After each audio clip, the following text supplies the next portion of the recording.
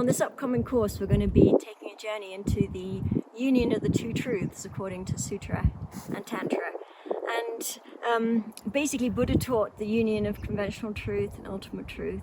He taught the union of appearance and emptiness.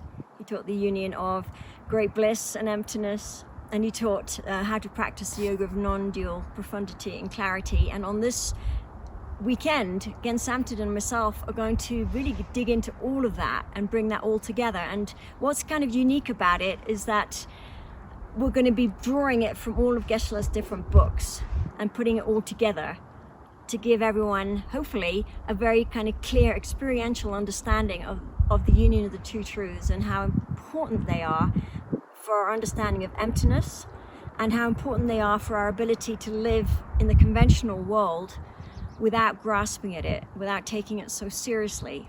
Because at the moment, we're almost like schizophrenic in our practice, I'll speak for myself, which is that we have these peaceful experiences, maybe even blissful experiences sometimes with emptiness. Sometimes we really feel we've dissolved the world away, all our cares and problems are over for good. And then we get up and within seconds, we're overwhelmed by the appearances of our daily life again. Just switch on the computer and it's all over. And that's because we are grasping at the two truths as being two different objects, instead of seeing everything as emptiness, appearing as conventional reality. And so therefore we start grasping, our delusions start kicking in again. We start the pull and the push of attachment and anger kick in again, and we can't live lightly. Well, when we realize the union of the two truths, we have this incredible lightness. It's like being on a perpetual vacation. Yeah, with experience of the two truths, for one thing, your understanding of emptiness will be a lot more accurate. You'll be able to dissolve away the obstacles to realizing emptiness. And also your experience of your daily appearances. That's what's going to change the most, because at the moment we are hallucinating our conventional world and not realizing we're hallucinating. So we may meditate on emptiness, but then we come out and we feel that all this is real again. And we even say things like, I have to live in accordance with the conventional world.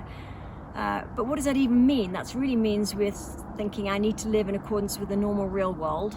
And then emptiness is something other than that. And what we need to understand is emptiness is not other than the world that we are experiencing. Emptiness is appearing as the world that we are experiencing. And when we get that, then there's infinite depth and infinite lightness in our understanding of our reality. Yeah, I really think that the understanding the union of the two truths is what helps us the most in dealing with our day-to-day problems. Because our day-to-day problems are all coming from grasping.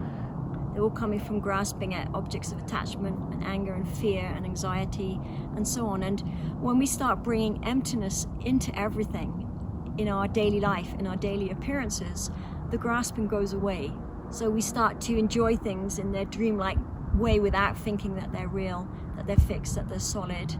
So when we meditate on emptiness, we know that's actually quite relaxing, right? It's the one time when people feel I can just let go of my burden, I can let go of all my daily problems.